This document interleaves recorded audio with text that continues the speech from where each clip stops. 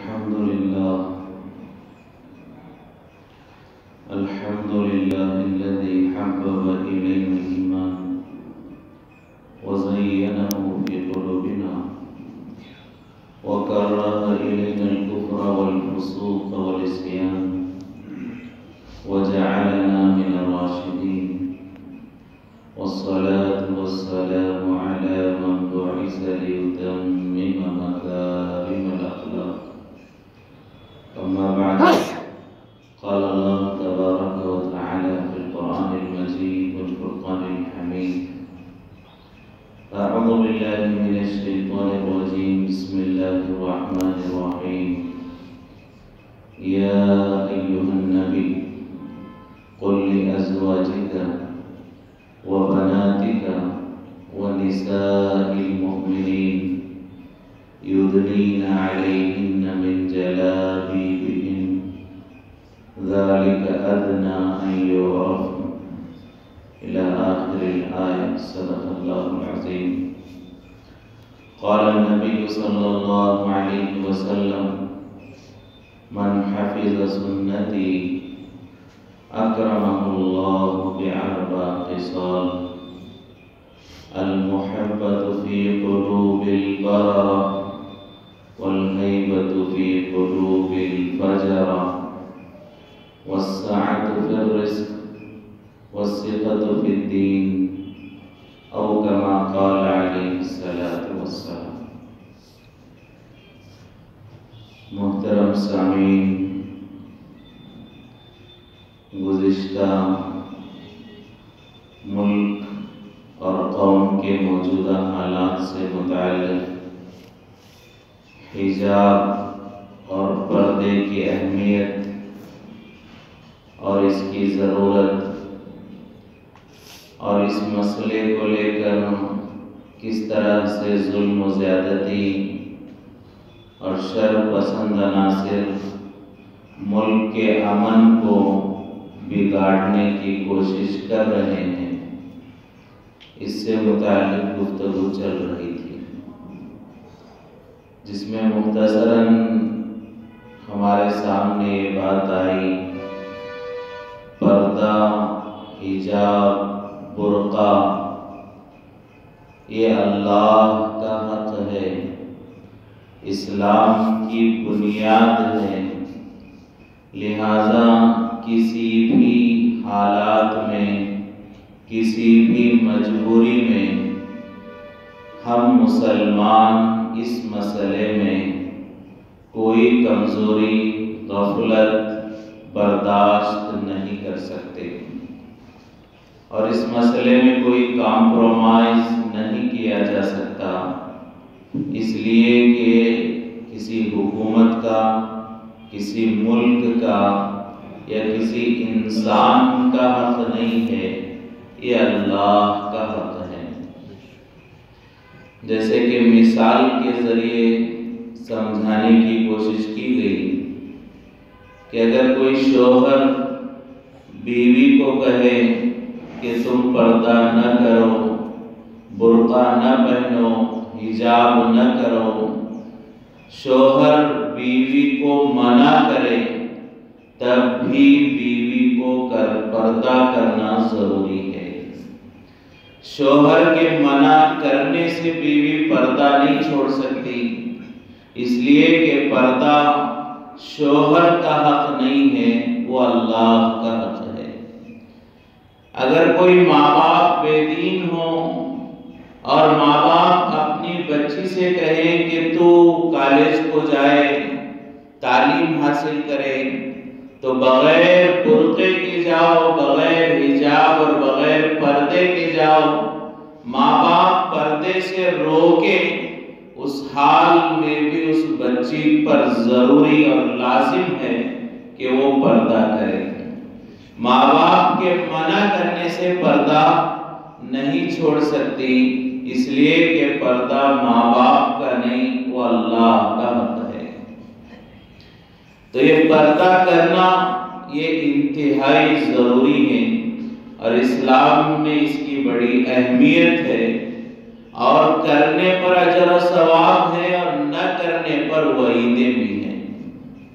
لہذا ہم مسلمانوں کو ان حالات میں اور زیادہ پردے کا اہتمام کرنا چاہیے۔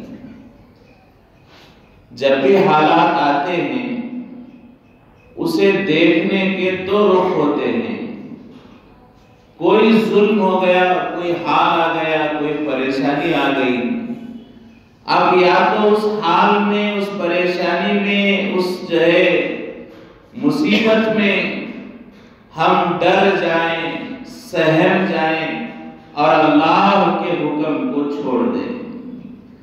ایک دوسرا رخ یہ ہے کہ ان حالات میں، ان پریشانیوں میں ہم اور زیادہ اللہ کے قریب ہو جائیں، اللہ پر اعتماد ہمارا بلند ہو جائے کہ ان حال میں بھی، ان پریشانیوں میں بھی ہماری حفاظت کرنے والا اللہ ہے، اور اللہ ہی کے ماننے میں میری دنیا اور آخرت کی کامیابی ہے۔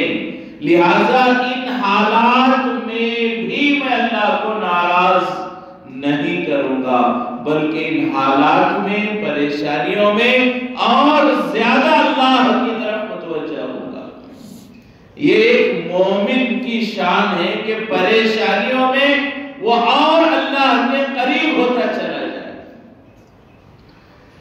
غزوہ احد اسلام کی دوسری جنگ اور لڑائی، جس کے بارے میں ہم سب تفصیلی واقعہ سنتے ہیں کہ ابتلاء کچھ حالات آئے اور 70 صحابہ شہید ہوئے اور بہت سارے صحابہ زخمی ہو گئے، زخموں سے چور ہو گئے، نڈال ہو گئے۔ اب وہ غزوہ احد میں ایک طرف صحابہ کی شہادت کا غم ہے، صحابہ کی ہمتیں ٹوٹ چکی ہیں، دوسری اور بہت سارے صحابہ زخمی ہو چکے ہیں، اب واپس مدینہ تشریف لا رہے ہیں۔ پھر دشمنوں نے مکے کی طرف جو لوٹ رہے تھے، انہوں نے ارادہ کیا ہم غزوہ احد میں جیتے تو کیا جیتے، نہ ہمیں مال ملا، نہ ہم نے مسلمانوں کو غلام بنایا، نہ ان کے اسلحے اور ہتھیار کو اپنے قبضے میں لیا۔ یہ کیسی لڑائی ہم نے لڑی کہ لڑائی تو لڑی، کچھ لوگ شہید ہو گئے، کچھ لوگ زخمی ہو گئے، لیکن ہمیں مال نہیں ملا۔ یہ دشمن جو مکہ لوٹ رہے تھے، دوبارہ ان کے دل میں آیا کہ نہیں، اب واپس چلو اور مسلمانوں پر دوبارہ حملہ کرو۔ کیا اب حملہ کریں گے، غلام بنائیں گے، مال لوٹیں گے، ہتھیار لوٹیں گے؟ دوبارہ وہ حملے کے لیے واپس مدینے کی طرف، احد کی طرف آنے لگے۔ تو اللہ تبارک و تعالیٰ نے مسلمانوں کو حکم دیا، حضور پاک صلی اللہ علیہ وسلم کے پاس جبرائیل امین آئے اور کہا کہ ابھی آپ ہتھیار نہ اتاریں، آپ اپنی زرہ نہ اتاریں، اس لیے کہ احد کے بعد ابھی لڑائی ختم نہیں ہوئی، وہ لوگ اللہ کے دشمن دوبارہ آپ پر حملہ کرنے کے لیے آ رہے، لہذا دوبارہ لڑائی کے لیے تیار ہو جاؤ۔ اور جبرائیل علیہ السلام نے کہا اللہ کا حکم ہے جو پہلی لڑائی میں شریک تھے وہی دوسری لڑائی میں شریک ہوں گے، نئے سے کوئی شریک نہیں ہو سکتا۔ جو پہلی لڑائی میں شریک تھے وہ زخموں سے چور ہو چکے ہیں، کسی کے ہاتھ سے خون بہ رہا ہے، کسی کے چہرے سے خون بہ رہا ہے، کسی کی انگلیاں کٹی ہوئی ہے، کسی کا پیر زخمی ہے۔ ایسی حالت میں اللہ کہہ رہے کہ یہی لوگ دوبارہ لڑیں گے، کوئی نیا نہیں آئے گا اس لڑائی میں۔ تو تمام صحابہ دوبارہ ان حالات میں، ان زخموں میں، ان پریشانی کے حالات میں دوبارہ صحابہ کھڑے ہو گئے، اور ایک جملہ صحابہ کی زبان سے نکلا، حسبنا اللہ نعم الوکیل نعم المولا و نعم النصیر، کہ اس حال میں بھی ہم لڑائی کریں گے، اس لیے کہ ہم اپنی طاقتوں سے کامیاب نہیں ہوتے، اللہ کی مدد سے ہم کامیاب ہوتے، اور ہمارا اللہ ہمارے ساتھ ہے، وہی ہمارے لیے کافی ہے۔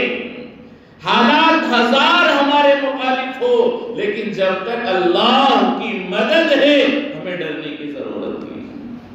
تو صحابہ کرام کی زبان سے جو جملہ نکلا، حسبنا اللہ، ہمارے لیے ہمارا اللہ یہ ایک مومن کی شان ہے کہ جتنے حالات ہوں گے ان حالات میں اور زیادہ اللہ کے قریب ہو جائے. جس مسئلے میں مسلمانوں پر ظلم کیا جا رہا ہے اسی مسئلے میں ہم اتنا مضبوط ہو جائیں کہ ظالموں کی ہمتیں ٹوٹ جائیں.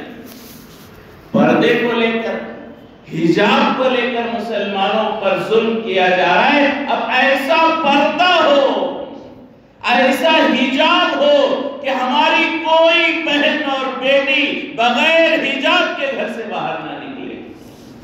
یہ ایمان والے کی شان ہونی چاہیے کہ اب ایسا پردہ ہم کریں گے کہ اللہ کے ان دشمنوں کی ہمتیں ٹوٹ جائے کہ یہ پردہ ہمارے اندر آ جائے. لیکن یہاں پر علماء ایک بات یہ بھی فرماتے ہیں کہ مسلمانوں میں جو اہم اور ضروری کام ہوتا ہے اور مسلمانوں کا عام طبقہ، عام مجموعہ، اکثر مسلمان اس کام کو ضروری ہونے کے باوجود چھوڑ دیتے ہیں. اللہ ایسے دشمنوں کو کھڑا کرتے ہیں کہ دوبارہ اس مسلمان اس عمل کو کرنے والے بن جائیں. اللہ تبارک و تعالیٰ کی طرف سے جو کام ضروری ہوتا ہے اور اسے چھوڑ دیا، یہ نظام اللہ کی طرف سے کہ اللہ دشمنوں کو مسلط کرتے ہیں. علماء سمجھا سمجھا کر تھک گئے. طلاق کا لفظ زبان پر مت لاؤ، زندگیاں نبھاؤ، بیویوں کی غلطیوں کو درگزر کرو. وہ بھی اللہ کی بندی ہیں، وہ بھی انسان ہے اور انسان سے بھول اور غلطی ہو جاتی ہے. بیویوں کی لغزشوں کو معاف کرو، محبت کے ساتھ زندگی گزارو اور گھر کو جنت کا نمونہ بناؤ. علماء بیان کر کر کے تھک گئے کہ طلاق کا لفظ اپنی زبان پر مت لاؤ، لیکن ہمارے مسلمانوں کو بات سمجھ نہیں آئی اور اللہ نے ایسے حالات لائے. آج ہر مسلمان طلاق کا لفظ اپنی زبان پر لانے سے ڈر رہا ہے قانون کی وجہ سے. ایسا قانون بن گیا کہ طلاق کا لفظ لانے سے ڈر رہا ہے. اللہ نے دشمنوں کو مسلط کیا. کیوں جو کام ضروری تھا ہم نے اسے جو ہے چھوڑ دیا. دین کی اہمیت نکال دی، دشمن مسلط ہو گئے. بالکل اسی طرح پردہ ایک انتہائی ضروری چیز تھی اور ہم مسلمانوں نے پردے کی دھجیاں اڑا دی. ہمارے گھروں میں پردہ نہیں، ہمارے شادیوں میں پردہ نہیں، ہمارے محفلوں میں پردہ نہیں. کیا حال ہے مسلمانوں کے گھروں کا کہ بہو، بھابی، نند، بیٹی، گھر میں کئی مرد ہیں اور ان مردوں کے سامنے ایسے کپڑے پہن کر اور ایسے دوپٹے پہن کر اور ایسے لباس پہن کر جن کا پہننا نہ پہننے کے برابر ہے.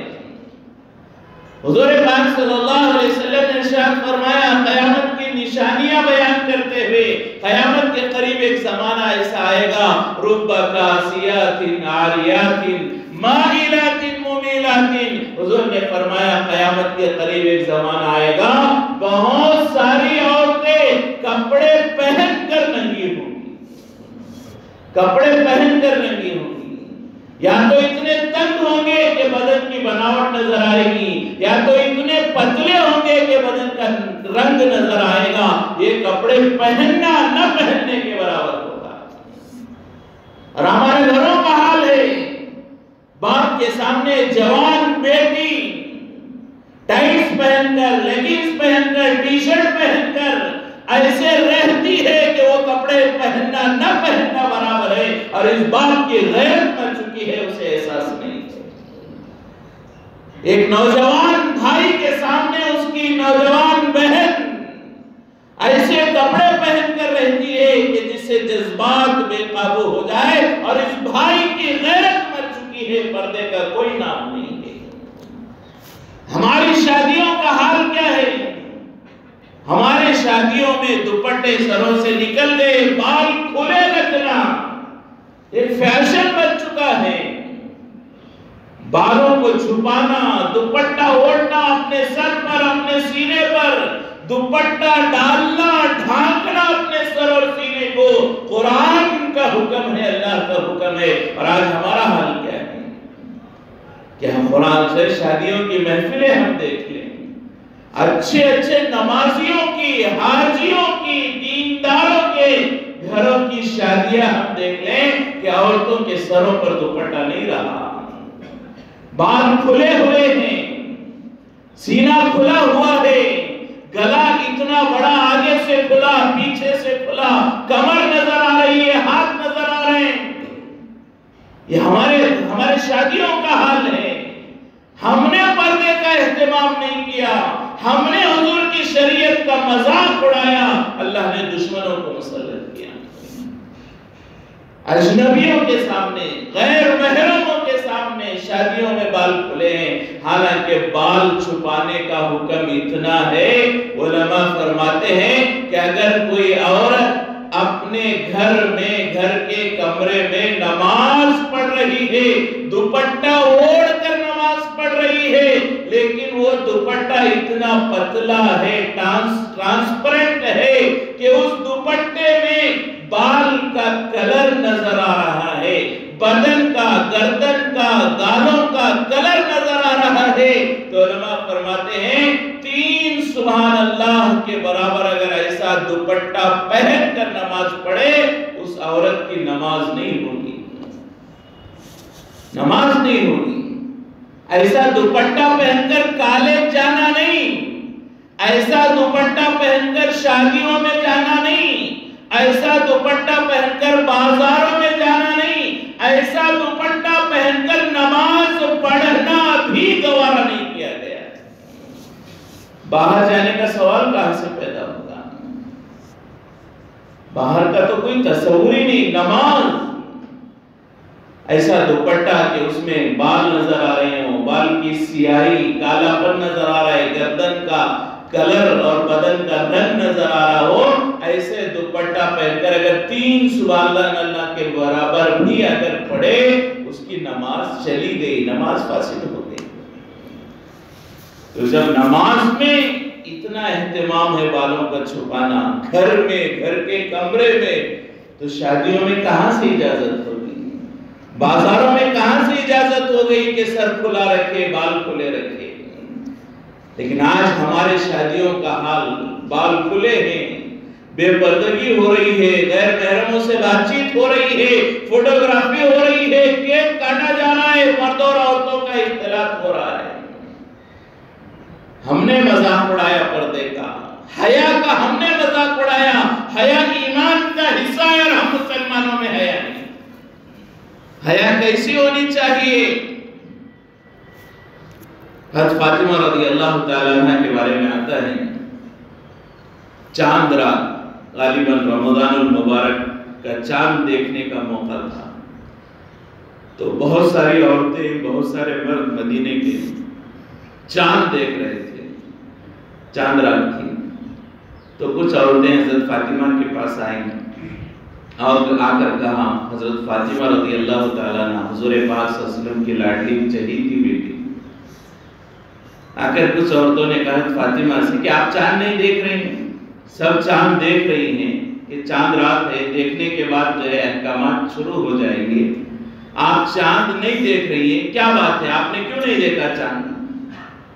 حضرت فاطمہ رضی اللہ تعالیٰ عنہ نے جواب میں ارشاد فرمایا کہ آج رات چاند رات ہے، مدینے کے اندر بہت سارے مرد، ہزاروں مرد چاند دیکھ رہے ہیں، اگر میں بھی چاند دیکھوں گی، ہو سکتا ہے ان غیر محرموں کی نظریں میری نظر چاند کے اوپر مل جائے، اور یہ بھی مجھے گوارا نہیں ہے۔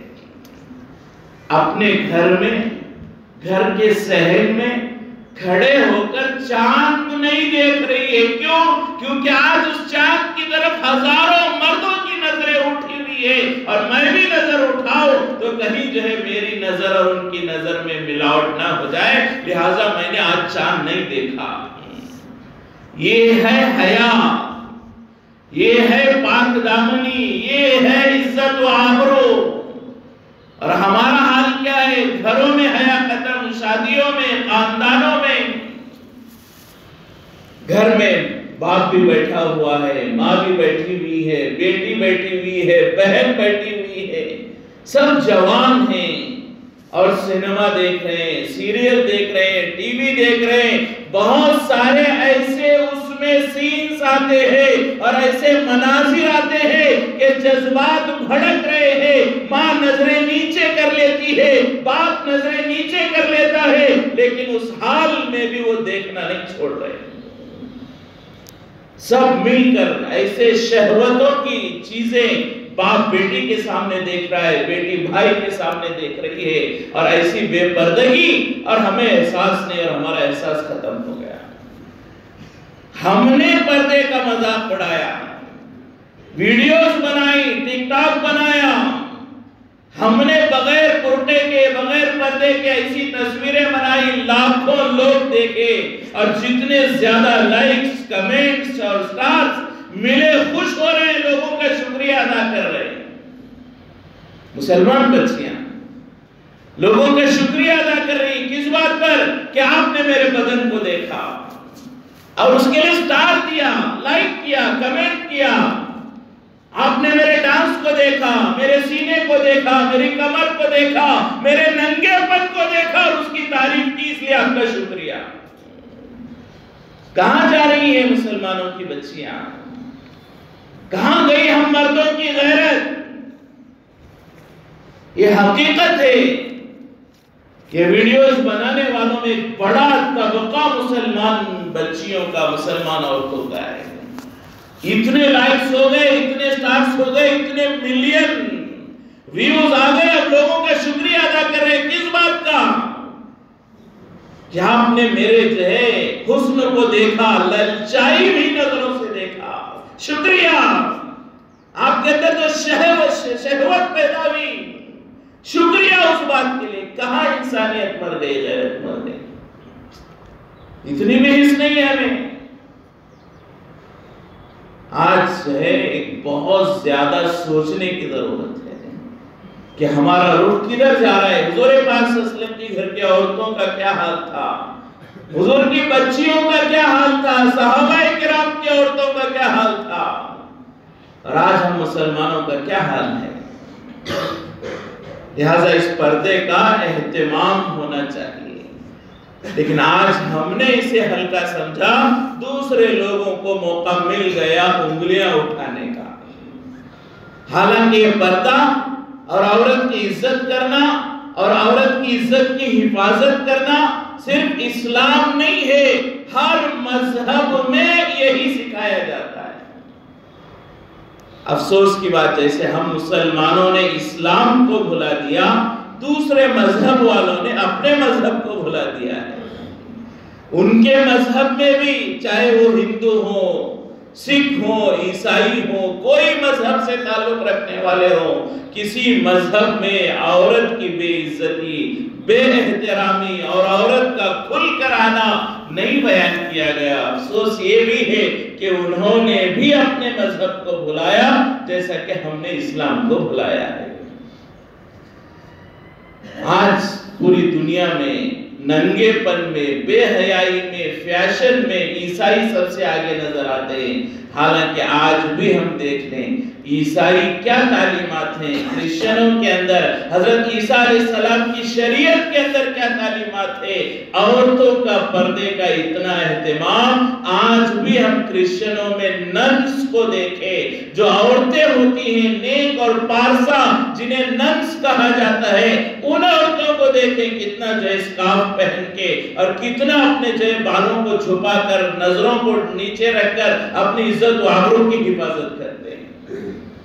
کرسچنوں میں نہیں سکھایا جاتا، عیسائیوں میں نہیں سکھایا جاتا کہ بے پردگی ہو جائے، لیکن انہوں نے اسے بھلا دیا.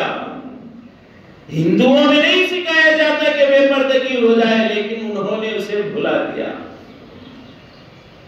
آج بھی کسی بھی جگہ پر ہم دیکھیں تصویر سیتا ماتا جسے کہتے ہیں، جو ہندو بھائیوں کے جو ہے دیوی دیوتاؤں میں سے، معبودوں میں سے اہم ترین جو ہے رام کی بیوی سیتا ماتا، ماتا جسے کہا جاتا ہے، ان کی تصویر بھی جو ہے گھونگھٹ کے ساتھ اور پلو کے ساتھ ان کی تصویر ہمیں نظر آتی ہے، لیکن نہ انہیں دین معلوم ہے، نہ انہیں اپنا مذہب معلوم ہے، نہ ہمیں اپنا مذہب معلوم ہے، یہاں تک کہ مذہب تو کیا فطرت کو بھی ہم نے بگاڑا ہے۔ فطرت بھی یہی چاہتی ہے کہ ہر عورت کی عزت کی حفاظت کی جائے، اسلام وہ فطرت ہی ہے۔ جیسا کہ حضور پاک صلی اللہ علیہ وسلم نے ارشاد فرمایا کل مولود یولد علی الفطرہ فابواہما یحودانہ او ینصرانہ۔ حضور پاک صلی اللہ علیہ وسلم فرماتے ہیں ہر بچہ جو پیدا ہوتا ہے وہ فطرت اسلام پر پیدا ہوتا ہے۔ اب اس کے ماں باپ یا تو اسے ہندو بناتے ہیں یا کرسچن بناتے ہیں یا یہودی بناتے ہیں، لیکن ہر بچہ وہ فطرت اسلام پر پیدا ہوتا ہے۔ یہ اسلام فطری مذہب ہے۔ انسان کا جو نیچر ہے، جو مزاج ہے، عقل سلیم رکھنے والے انسان کی جو طبیعت ہے وہی اسلام ہے۔ مثال کے طور پر اسلام میں کہا گیا سچ بولو۔ سچ بولنا اسلامی تعلیمات ہے۔ جھوٹ بولنے سے اسلام میں روکا گیا۔ تو یہ صرف اسلام نہیں، یہ انسان کی طبیعت ہے۔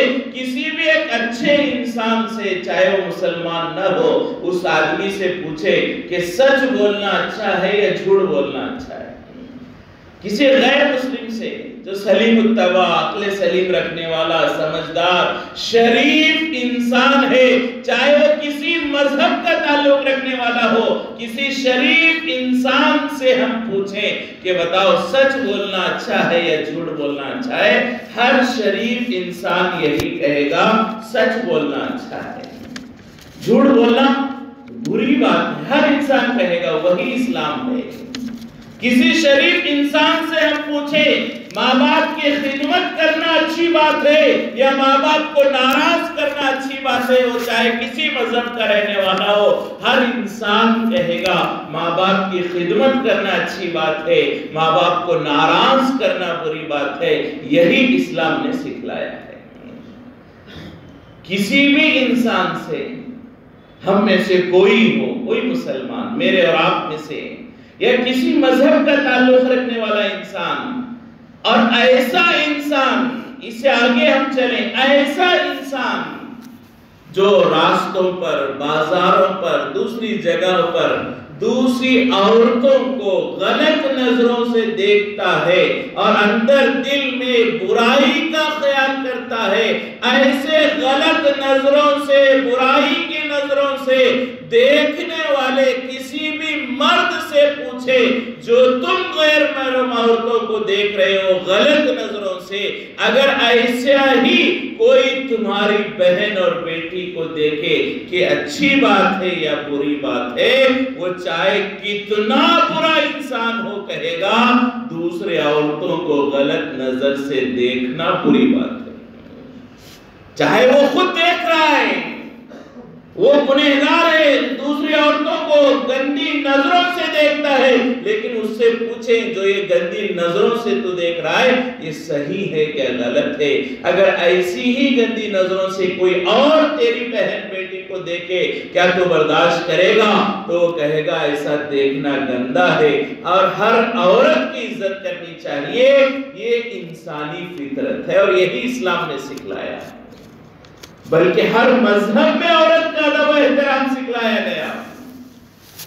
مشہور بات ہے، ہم نے علماء سے بھی سنا، بہت سارے دانشوروں سے بھی ہم نے سنا، رامائن کی سیریل میں بھی آیا، بہت سارے لوگوں سے ہم نے سنا، علماء سے ہم نے سنا۔ رامائن جو لکھی گئی اس کتاب میں کہا گیا کہ تقریباً 14 سال کے ونواس کے بعد رام واپس آئے تو اس وقت میں ایک جو ہے جلسہ کیا گیا، ایک خوشی کا پروگرام کیا گیا کہ جو ہے 14 سال کے بعد واپس آئے، تو اس وقت جو ہے ایک پروگرام میں بہت ساری کارروائیاں، بہت سارے کام انجام دیے جا رہے تھے. ان میں سے ایک کام یہ تھا کہ رام کے بھائی لکشمن جس نے 14 سال اپنی بھابھی کی حفاظت کی جنگل میں، اس سے کہا گیا کہ اس پروگرام کی ابتدا یہ ہو کہ تم اپنی بھابھی کے گلے میں پھولوں کا ہار ڈالو اور اس کارروائی کو، اس فنکشن کو شروع کیا جائے. تو رامائن میں لکھا گیا، علماء سے ہم نے سنا کہ لکشمن اپنے ہاتھوں میں پھولوں کا ہار لے کر آیا اور سامنے 14 عورتیں کھڑی ہے. یہ دیکھتا رہا، کافی دیر دیکھا لیکن ہار نہیں ڈالا. تو لوگوں نے پوچھا کیا کر رہے ہو؟ جلدی جلدی اپنی بھابھی کے گلے میں ہار ڈال دو اور یہ کارروائی شروع کر دو. تو اس نے کہا مجھے ان 14 عورتوں میں میری بھابھی سیتا کون ہے معلوم نہیں ہے. تو لوگوں نے کہا تم نے 14 سال جنگل میں اس کی حفاظت کی، کیا تمہیں معلوم نہیں تمہاری بھابھی کون ہے؟ تو لکشمن نے کہا 14 سال میں نے اپنی بھابھی کی حفاظت کی، لیکن کبھی میں نے اپنی بھابھی کو چرنوں سے اوپر نہیں دیکھا ہے، اپنے بھابھی کے قدم سے اوپر میں نے آج تک نہیں دیکھا. لہٰذا یہاں تم 14 عورتوں کو کھڑا کیے اور اس میں بول رہے گلے میں ہار ڈالو، اس میں سے میری بھابھی کون ہے مجھے معلوم نہیں. یہ ہے ہمارے ملک ہندوستان اور بھارت کی سنسکرتی. آج جو یہ کہا جا رہا ہے کہ اسلام ہمارے سنسکرتی کو بگاڑا جا رہا ہے، یہ غلط فہمی ہے. سب سے زیادہ اگر یہ کہا جائے جھوٹ نہیں ہوگا، سب سے زیادہ ہندوستان کی سنسکرتی کو اگر بچانے والے کوئی ہے تو مسلمان ہے. مسلمان ہیں جو بھارت کی سنسکرتی کی حفاظت کر رہے ہیں. یہ ہر مذہب میں ہر جو ہے ایک فطری چیز ہے کہ عورت کی عزت کی جائے، عورت کی عزت کی آبرو کی حفاظت کی جائے.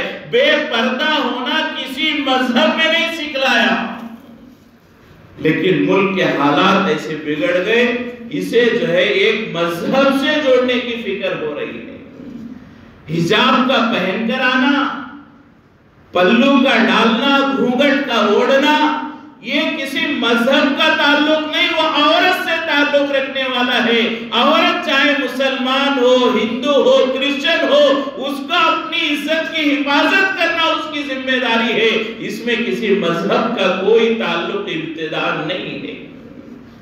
اگر کوئی عورت گھونگھٹ پہن رہی ہے، پلو اپنے سر پر ڈال رہی ہے، کوئی اسکارف پہن رہی ہے، تو سب سے پہلے یہ عورت کا حق ہے، بعد میں چل کر اس میں مذہب آئے گا.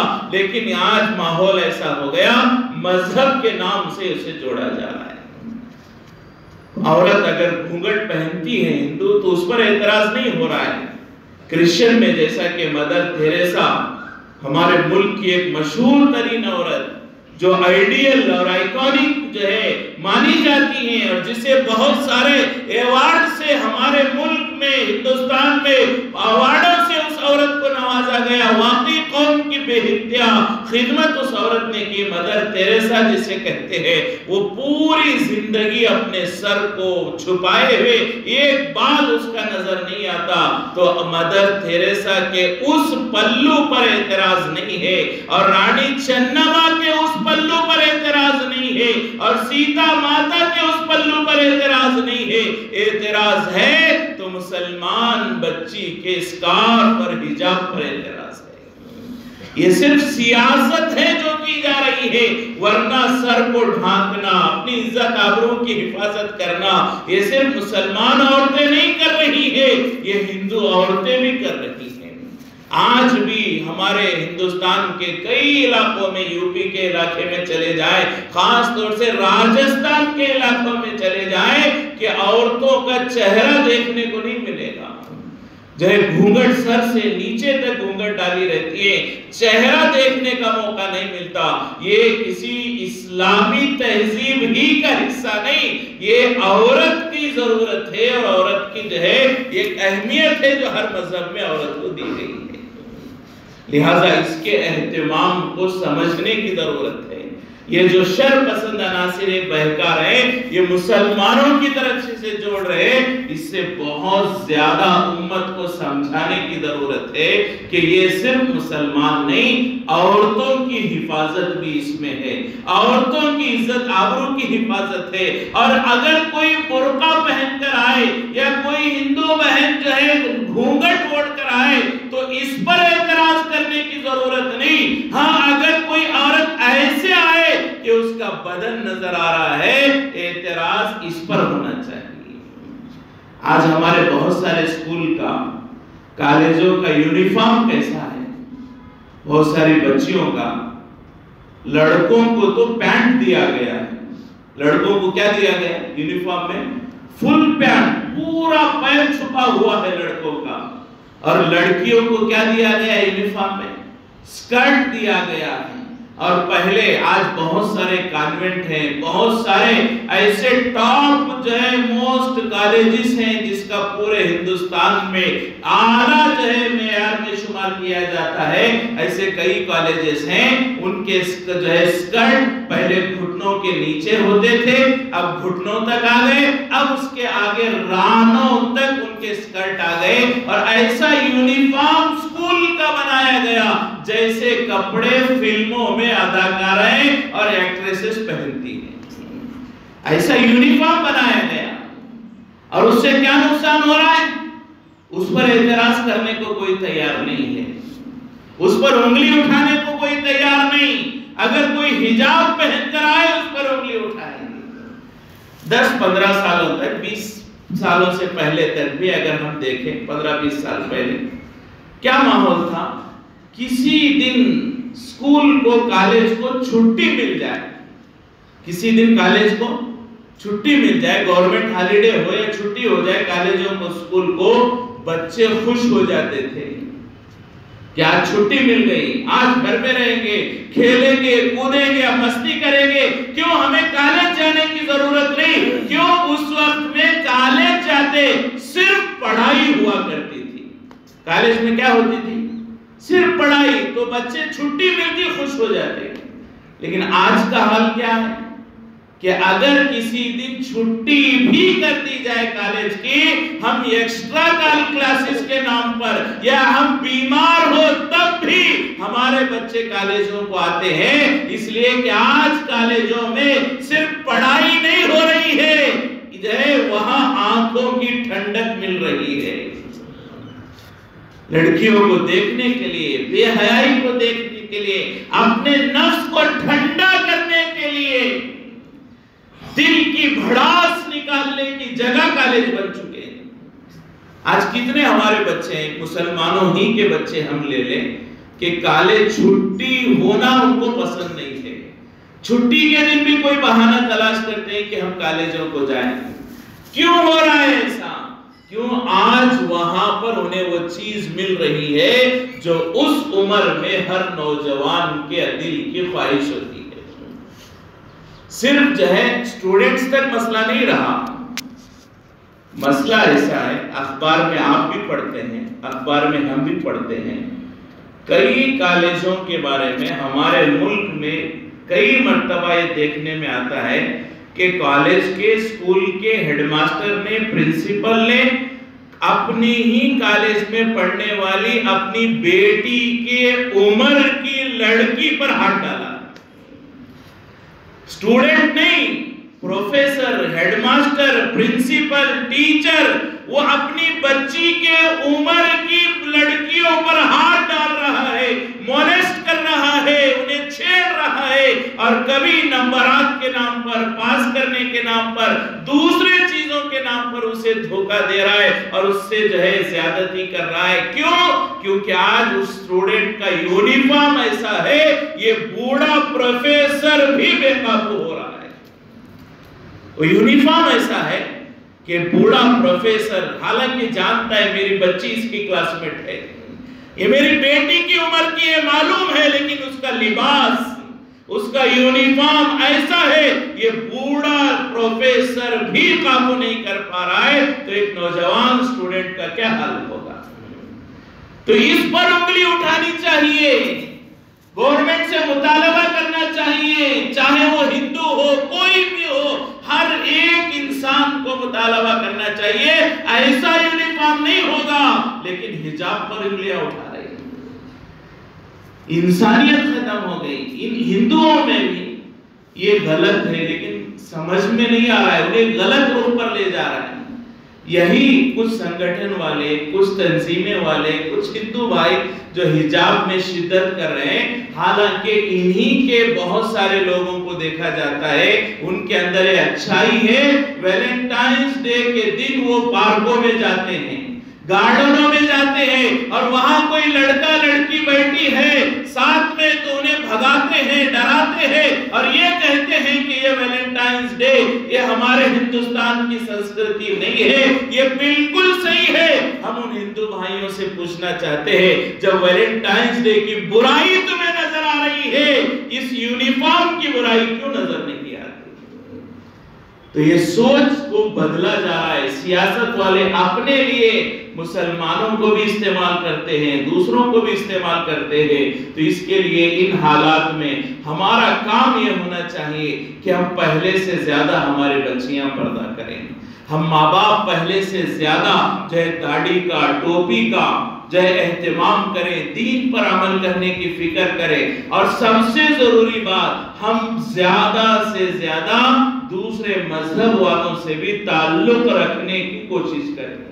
ہمارا تعلق ہی نہیں ہے، اسلام کیا ہے ہمیں معلوم کرانے کی ضرورت ہے، لیکن ہم نے دوسروں کو معلوم نہیں کرایا اور ان کے اندر غلط فہمیاں پیدا ہو رہی ہیں۔ تو اس کے لئے فرمایا ان حالات میں ہمیں ڈرنے کی ضرورت نہیں، ہمیں صحیح رخ پر کام کرنا ہے۔ آج ہم مسلمان جذبات میں آ جاتے ہیں، کام کرتے ہیں، غلط رخ پر کام کرتے ہیں۔ مثال کے طور پر آخری بات میں بتا کر بات ختم کر دوں، جیسا کہ ابھی ہماری ایک بہن مسکان کا ایک ویڈیو پوری دنیا میں ہم نے وائرل کر دیا، پوری دنیا میں وائرل ہو گیا، ہر جگہ پر ہم نے اسے پوسٹ کیا، میرے پاس ویڈیو آیا، میں نے ہزاروں کو بھیجا، ہر مسلمان کا یہ حال رہا۔ کیا بھیجنے سے پہلے ہم نے ایک لمحہ سوچا، مسکان نے اتنی بڑی شجاعت اور دلیری کا جو کام کیا، اور مسکان ہماری ایک بہن جو لڑتی رہی، کس وجہ سے اسے ظلم کیا جا رہا تھا اور کس وجہ سے مسکان نے ہمت دکھائی۔ کیا سوچا مسکان کیوں لڑ رہی تھی؟ کیا سوچا مسکان کیوں لڑ رہی تھی؟ پردے کے لیے۔ کس کے لیے لڑ رہی تھی؟ پردے کے لیے۔ مسکان کی لڑائی کی وجہ کہ میں حجاب کے ساتھ کالج جاؤں گی، بغیر حجاب کے نہیں آؤں گی، اب انہوں نے جو شرارت کی اس کا جواب دے رہی ہے۔ تو مسکان کی لڑائی حجاب کے لیے، پردے کے لیے، وہ اپنا بدن چھپانا چاہتی ہے، اور ہم نے کیا کیا؟ اس عورت کو، اس بہن کو، مسکان کو پوری دنیا میں بے پردہ کر دیا۔ جتنا 10-15 لڑکوں نے اسے پریشان نہیں کیا تھا، اتنا ہم مسلمانوں نے پوری دنیا میں اس کا چہرہ، اس کے کارٹون، اس کے فوٹوز، اس کے ویڈیوز ہم نے بے پردہ کیا، اور اللہ کیا ہمیں جواب دینا پڑے گا۔ وہ پردہ کر رہی تھی اور اس بہن کو ہم نے بے پردہ کر دیا۔ یہ بھی ہمارا سوچ ہو، رخ ہو، ہم ایک ہی طرف سوچتے ہیں، اسی طرح یہ بھی سوچنے کی ضرورت ہے۔ آج پوری دنیا میں ہماری اس بہن مسکان کی تعریف کی جا رہی ہے، دعائیں کی جا رہی ہیں، بہت سارے لوگ مکے میں طواف کر کے اس کے لیے دعائیں کر رہے ہیں، بہت ساری بہنیں، بیٹیاں، مرد مدینہ منورہ میں حضور کے روضے کے پاس جا کر اس مسکان کا سلام سنا رہے ہیں، اور حضور پاک کے دربار میں اس کی کارگزاری سنا رہے ہیں۔ اتنی عزت اس عورت کو ملی ہے، اس بہن کو ملی ہے۔ کیوں ملی ہے؟ یہ پردے کی وجہ سے۔ اگر آج ہماری بہن بیٹیاں بھی چاہتی ہیں کہ ہماری عزت ہمارے خاندان میں، میرے شوہر کے گھر میں، میرے ماں باپ کے گھر میں اور میرے محلے میں، خاندان میں میری عزت ہو، تو اسے سبق لینا چاہیے۔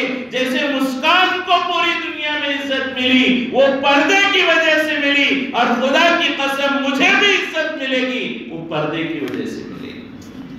تو اس سوچ کو بنانے کی ضرورت ہے، لیکن ایک رخ دیکھ کر ہم نا امید ہو جائیں، کم ہمت ہو جائیں، یہ بالکل درست نہیں ہے۔ تو ان حالات میں اور زیادہ اللہ کی طرف بڑھنے اور شریعت پر عمل کرنے اور خاص طور سے بچیوں کو پردہ کرنے کی اور ہم مردوں کو اپنے بہن بیٹیوں کو پردہ کرانے کی فکر کرنے کی ضرورت ہے۔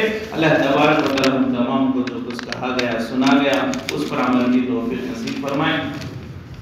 ایک ضروری اعلان یہ ہے کہ ہمارے شہر دھارواڑ کی ایک تاریخی مسجد، قدیم مسجد، مدنی مسجد کے جو سابق امام حاجی نور صاحب تھے، جن کو ہم سب جانتے ہیں ماشاءاللہ، پوری زندگی انہوں نے امامت اور امامت میں اہتمام اور ایسی پابندی شاید اس زمانے میں اس طرح کی پابندی کسی امام نے کی ہو، بہت زیادہ وقت کی پابندی، حالات میں بھی، تقاضوں میں بھی، یہاں تک کہ ہم نے سنا کہ ان کی بچی کا جس دن نکاح تھا، نکاح کے بعد ظہر کی نماز انہوں نے آ کر مسجد میں پڑھائی ہے۔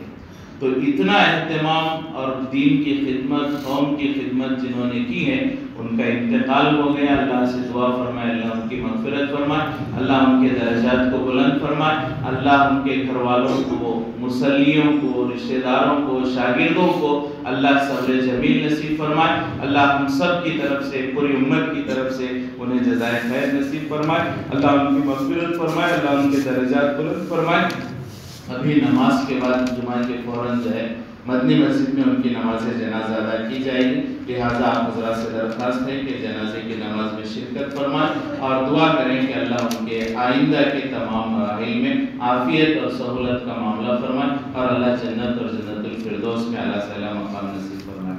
ایک اعلان انجمن اسلام کی طرف سے آیا ہے، متولیان مساجد عمائدین شہر ائمہ کرام کی اطلاع دی جاتی ہے کہ شب معراج بتاریخ 28 فروری 2022 بروز پیر کا دن گزار کر رات کو ہوگی۔ برادران ملت سے گزارش ہے اس مقدس شب کا احترام کریں اور بچوں کو نازیبا حرکات پر نظر رکھیں، تمام شب عبادت میں گزار کر ثواب حاصل کریں۔ ہمارے ملک کے خاص طور سے کرناٹک کے جو اس وقت حالات چل رہے ہیں، ان حالات میں بہت زیادہ ہمارے نوجوانوں کو اس رات میں سنبھالنے کی، سنجیدگی کا مظاہرہ کرنے کی ضرورت ہے۔ کسی طرح سے کوئی ایسا موقع ہم نہ دیں جس سے دوسروں کو انگلی اٹھانے کا موقع ملے، لہٰذا اس کا اہتمام کرنے کی فکر کریں۔